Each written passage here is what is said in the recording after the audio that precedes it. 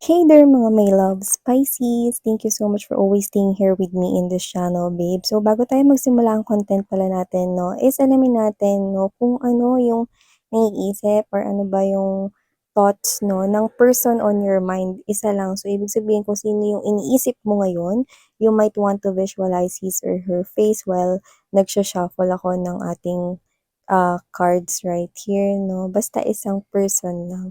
So, try to focus with your first person's face and try to, focus your energy, no? Kung ano ba yung gusto ninyong malaman, no, na may kinalaman sa inyo, no? Maaring meron siyang thoughts or next actions, no?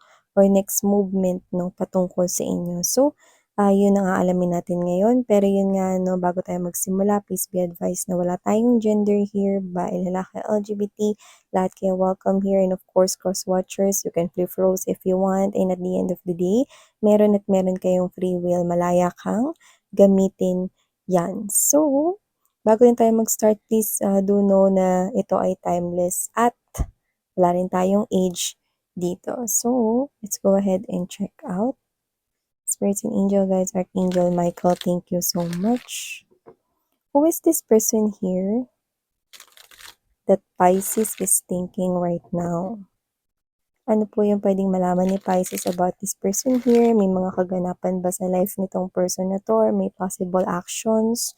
Or may possible ba rito na pwedeng gawing movement ang person na ito kay Pisces? Or involving Pisces? Can you please show me? Archangel Michael, thank you so much for being present here in this reading. This is for my Piscean people. Pisces. Tell me something about this person sa mind ni Pisces. Can you please show me? Pisces.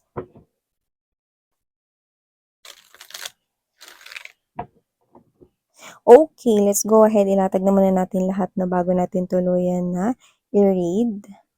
But the first energy we've got right here coming from this person is the Four of Coins energy.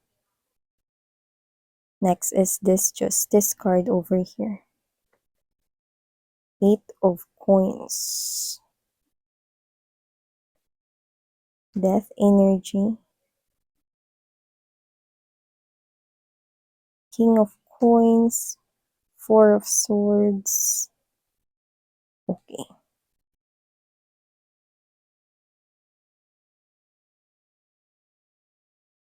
Oh.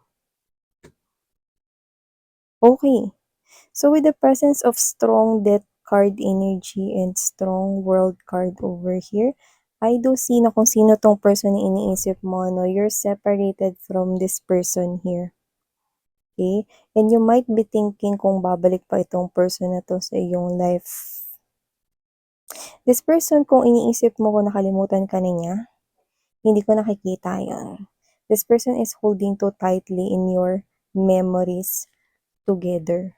Buhay na buhay pa rin ang inyong memory, ang inyong face, no, sa person na to, no, alam na alam pa rin niya, no, kahit may nunil kayo sa mukha, no, alam niya kung saan niya nakapwesto. So, pwedeng matagal din naging kayo, pero nagkaroon rito ng ending, okay? Nagkaroon rito ng paghihiwalay sa inyong dalawa. Yan, yung iba for some reason, nakita ko rito na parang may paglayo, may pag-alis, no, pwedeng may lumipat ng tirahan or merong nagtrabaho sa malayo, no? And then, pwedeng hindi na bumalik. Yun yung nakita ko rito, no? For some reason, may ganun tayo na pick up, so just take how this resonates. Pero, gayon pa man, hindi pa rin niya kayo nalilimutan, kayo pa rin, no, ay nasa kanyang isipan. Kaya kung sino man to Pisces na iniisip mo, posibleng ex mo na ito, no? So, nakikita ko rito na posibleng malaki yung chance, no, na nagkaroon ng gap between you. Pwedeng physically far, like magkaiba kayo ng lokasyon ngayon, pwede magkaiba ng lugar, region, state, pwede magkaiba ng bansa para sa iba. Yung iba naman, pwedeng yung gap na tinutukoy dito ay walang iba kundi yung separation ninyo mismo. Kaya kung sino man ito, Pisces, nakikita ko rito, no, na kung nasa isip mo is magkakausap pa ba kayo ulit, no, yes, nakikita ko yun dito. Yun ay nasa kanyang mind right here. Nakikita ko siya rito magbabalik, no, mula sa malayo palapit sa'yo. Okay? At sa nakikita ko rito for some reason yung iba sa naging dahilan ng separation rito 'no, is parang medyo yung insecurities niya, parang pumagitna. Parang medyo nag-self-pity siya rito na parang hindi kanya kaya ritong bigyan ng magandang buhay, parang sinasabi niya sa sarili niya rito before na, "Gan'tong klase lang kasi ako ng tao." May gano'n, eh, may mga insecurities siya rito na puwedeng humarang dito sa connection ninyong dalawa 'no, for others of you. At 'yan ngayon 'no, nakikita ko dito that with this Justice card right here and there's this presence of King of Pentacles, this person here na iniisip mo 'no, is nakikita ko rito na magbabalik pero ibang energy na ang taglay niya. Wala na rito, natabunan na yung insecurities niya 'no, at meron na ritong magandang nangyari sa kanyang kaperahan 'no. So, puwedeng umunlad yung pamumuhay niya 'no, nagsumikap talaga siya rito 'no, lumayo siya rito parang may pag-iwan sa siyudad at pumunta sa lugar 'no, kung saan, talagang nagtrabaho siya rito 'no, ng puspusan, 'yan 'no. So, nakita ko rito na balanse na yung buhay niya ngayon at hindi ko na nakikita na kasi puwedeng noon, ang insecurities niya is kasi eto lang yung trabaho ko, kasi eto lang yung tinapos ko, yung mga gano'n-gano'n tayo naririnig sa kanya, eh, 'no. Pero wala na yan ngayon, okey?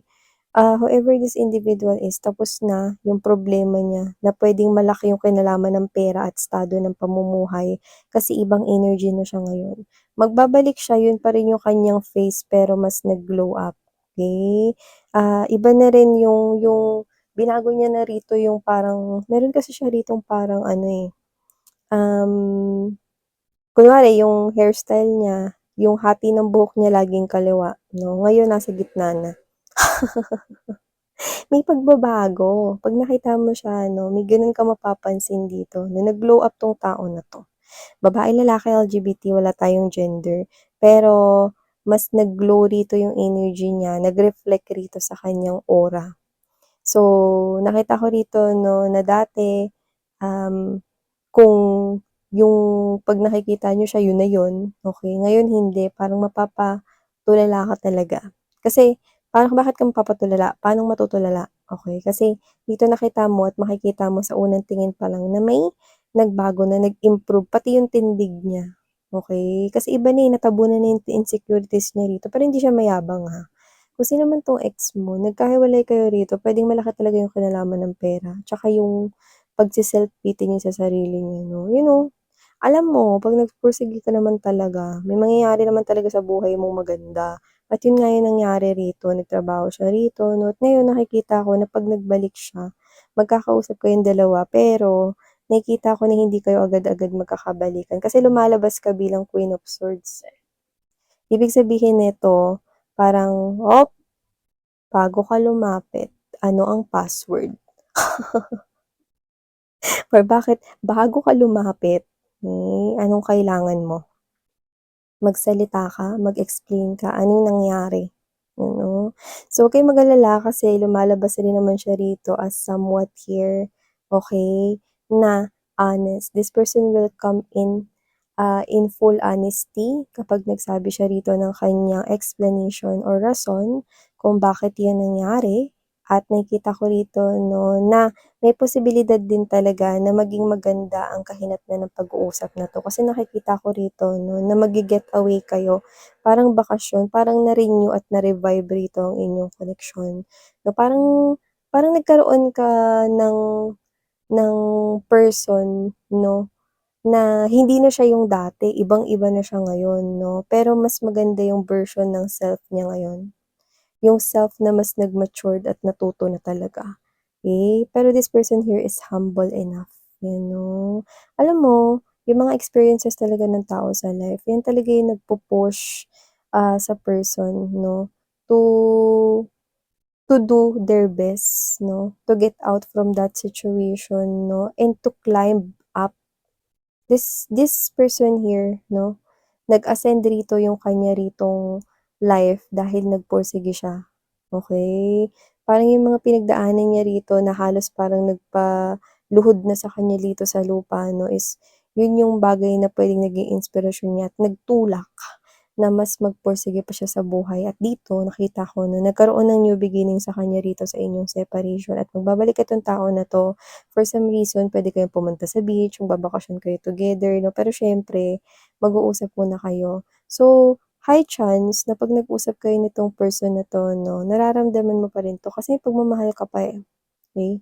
Pagmamahal ka pa sa kanya at mararamdaman mo na totoo yung sinasabi niya rito. So, nakikita ko na happily ever after ang nakikita ko for the both of you and for some reason puwedeng magbakasyon kayo somewhere na dalawa lang kayo. And it's a tourist spot, 'yan 'no. So, bahala kayo kung sa Boracay, Palawan 'no, sa Maldives. Taray, Maldives. So, nakikita ko rito na kahit saan kayo pumunta, okay, I'm seeing you that you're gonna spend, that vacation together, kayong dalawa lang together. So 'yan, 'no, yung nakikita ko rito. Yung iba, lalabas talaga kayo ng bansa together, okey? So kung wala kang maleta, bili na. Nakikita ko rito 'no, na yung prinsipe mo ay nagbalik sa buhay mo or prinsesa mo ay nagbalik sa buhay mo.